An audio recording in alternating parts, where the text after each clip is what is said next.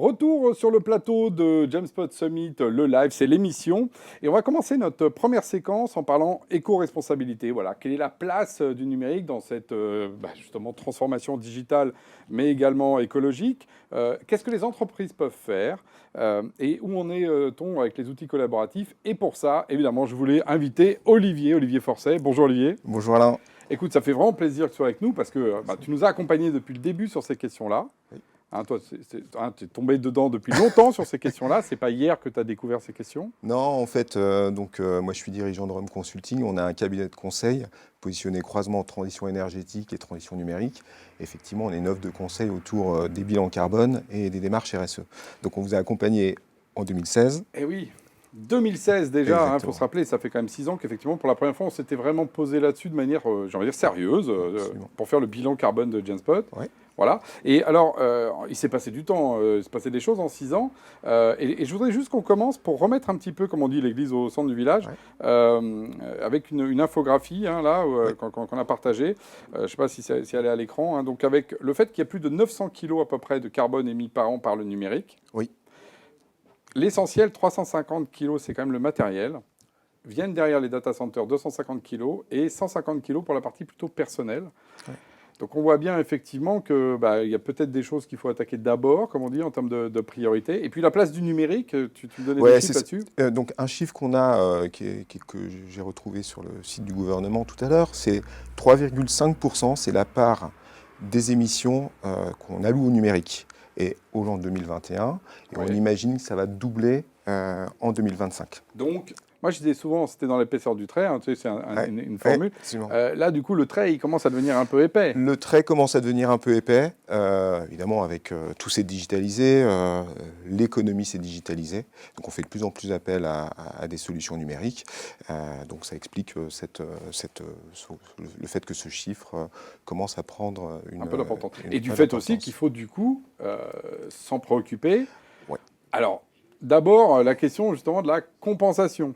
Oui, alors tu commences par la compensation, peut-être par... en général, c'est quelque chose qui arrive à la fin, la compensation, quand on fait une démarche. Je voudrais revenir peut-être sur les chiffres que tu avais, ou le graphique que tu m'avais présenté. En fait, le sujet qui est important, enfin, ce que ça m'inspire, c'est qu'il faut classer en fait, les émissions. Et aujourd'hui, j'aurais tendance à dire que ce qui est important, c'est pour une entreprise de se mailler à son écosystème. Oui. Ça veut dire qu'on peut faire, avec la règle des cercles concentriques, on commence à regarder ce qui se passe à la maille de Jamespot. Okay. Et ça, c'est ce qu'on a fait en 2016. Et donc là, on va trouver des émissions directes que Jamespot émet directement ou indirectes avec du froid et l'électricité. Ça, c'est ce qu'on a fait en 2016 et on peut retrouver certains de ces chiffres dans le graphique que tu m'as placé. La deuxième partie, ce qui commence à être de plus intéressant, c'est qu'on augmente le périmètre, on agrandit le cercle et là, on va commencer à y mettre nos produits. Et on va y mettre un produit Jamespot, qui est la raison d'être. Dans le cadre du collaboratif, effectivement. Dans le cadre du collaboratif. Et ce qui est intéressant, c'est qu'on commence à se mailler à nos fournisseurs. Comment est-ce qu'on va construire un produit, quelles sont les ressources qu'on va utiliser, et on voit qu'on a la possibilité d'identifier une sorte de risque, et tu parleras peut-être après de la souveraineté, mais en tout cas c'est un sujet finalement d'entreprise, c'est le deuxième cercle, et le troisième cercle qui est encore plus intéressant, c'est de savoir ce que vont faire les clients, tes clients, de ce produit, et là on se maille aux clients, et on identifie aussi des risques et des opportunités. Il faudra que ton produit il puisse leur plaire. Et alors ça fait partie effectivement de peut-être ce que les gens n'ont pas complètement intégré, c'est-à-dire qu'effectivement, on est chacun, les entreprises sont tournées vers elles-mêmes, et c'est justement de compenser. Hein, on a souvent par exemple, les grands hyperscalers, hein, les Américains disent souvent compenser carbone depuis 2007. Par exemple, je sais que toi, tu es assez critique avec ça. Oui, parce qu'en fait, ce qu'on dit dans la démarche, c'est qu'on doit déjà mettre en place des actions chez soi. Oui. Et ce qu'on n'est pas en capacité de réduire, eh bien, c'est là où arrive la compensation carbone. Donc, le mécanisme est assez simple. C'est-à-dire qu'on va financer des projets qui vont permettre d'éviter des émissions carbone, en général chez les autres, type de projets autour de l'efficacité énergétique, par exemple, des projets renouvelables, des projets de reboisement. On sait que l'arbre capte du CO2. Et donc, de manière assez simple, ça va venir netter, ça va venir offsetter finalement tes émissions et on pourra afficher une neutralité carbone. Mais ça veut bien dire que, et ça c'est le point clé aussi, peut-être aussi de l'apprentissage aussi, c'est qu'on a eu avec toi, c'est qu'il faut d'abord diminuer finalement ces émissions. Absolument.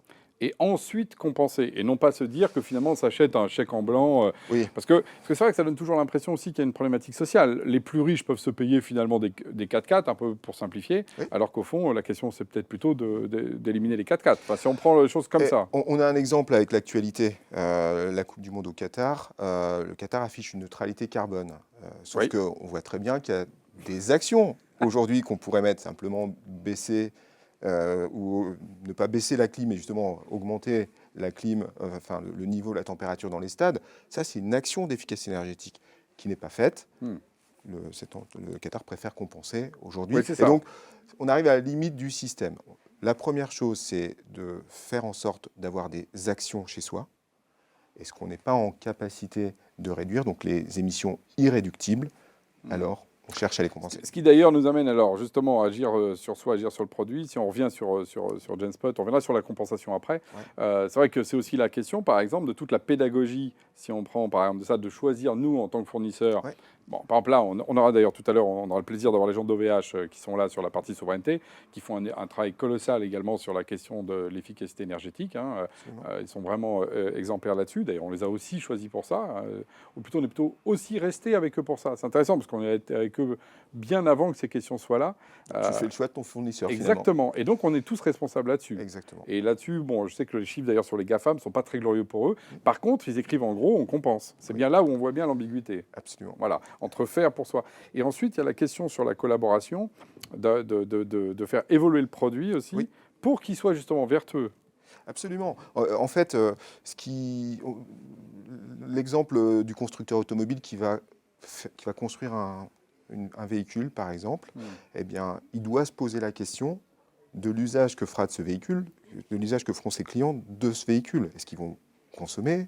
Est-ce qu'ils vont utiliser? Et donc, il faudra prendre une partie des émissions des clients dans ton périmètre, et ça va te permettre de t'améliorer. Tu pourras mettre en place un certain nombre d'actions pour offrir un produit plus vertueux, c'est ce que tu disais, ou un produit meilleur à terme. Je sais qu'on a prévu d'ailleurs de travailler avec les clients 2023 sous cet angle-là, avec des groupes de travail avec les clients. Parce que c'est aussi en les associant à ça, c'est pas en leur apportant un truc tout cuit. Je pense qu'effectivement, il y a aussi une question de prise de conscience, parce qu'on n'a pas toujours, et surtout dans les outils numériques, c'est très immatériel. Quand on voit que par exemple un tiers, par exemple, le matos ou le data center, ils sont très loin. Enfin, le matériel, il est fabriqué souvent loin. Les data centers, c'est pas les miens.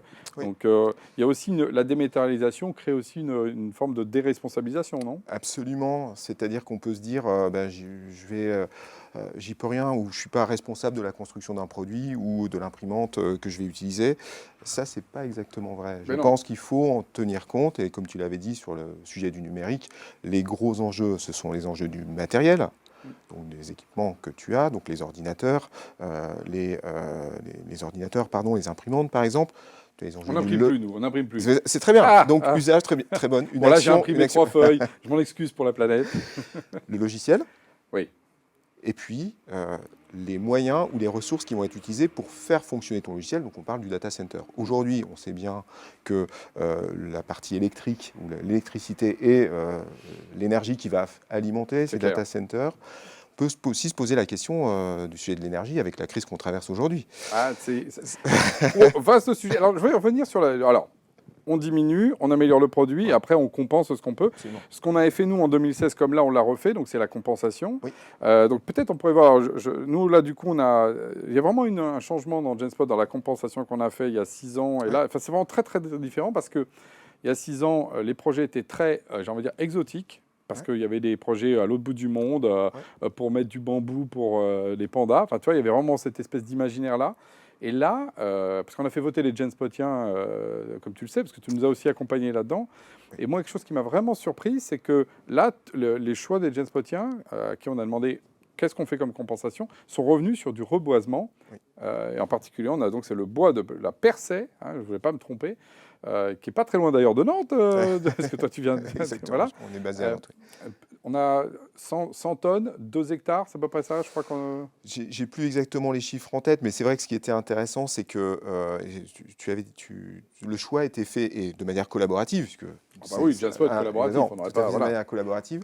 Le vote s'est tourné vers un projet local. Finalement, ça dit beaucoup de choses de choisir un projet local. C'est-à-dire que les gens, dans leur imaginaire, ou les Jamspotiens, dans leur imaginaire, ont cette notion de l'esprit court, ont cette notion de, OK, si je veux compenser mes émissions, eh bien, j'ai envie de voir dans quel projet, concrètement dans quel projet je vais investir. Et c'est vrai que compenser en Chine ou dans un autre pays où on n'aura aucune visibilité, très peu de visibilité sur ce qui va se passer, interroge. Et donc il y a eu c'était incroyable, 100%, parce que vraiment, on aurait dit un score soviétique, on dirait, voilà. Et effectivement, il y a eu ce déport-là, et on a mis en place ce projet, d'ailleurs, qui maintenant va stocker du carbone, en tout cas, voilà, c'est quand même son objectif. Mais tu vois, pour moi, ça fait un lien, justement, avec la table ronde juste qui va suivre, autour de la question de la souveraineté, parce que souveraineté, pour moi, c'est responsabilité sociale et environnementale, et la question des circuits courts. Est-ce que finalement, c'est pas aussi la convergence un peu de ces deux grands thèmes? Pour moi, finalement, faire un bilan carbone, c'est un moyen pour finalement mettre au cœur ces enjeux de RSE, ces enjeux environnement, ces enjeux sociaux et ces enjeux éthiques. Et finalement, c'est ce que vont demander les clients, de pouvoir répondre favorablement sur ces 3 enjeux. Donc quelque part, encore une fois, c'est une gestion de risque pour un patron d'entreprise. On peut commencer par un bilan carbone, on aurait pu prendre une autre méthodologie, mais finalement, c'est exactement la même chose qu'il y a en sous-jacent. Non, ça nous avait bien aidé. Bah, écoute, merci encore Olivier. Moi, je vais tout de suite aller voir ce qui se passe dans le métavers. Je vais aller rejoindre Benoît. Et écoute, à très vite, du coup, dans le métavers ou dans la vraie vie. À très bientôt, Alain. Merci.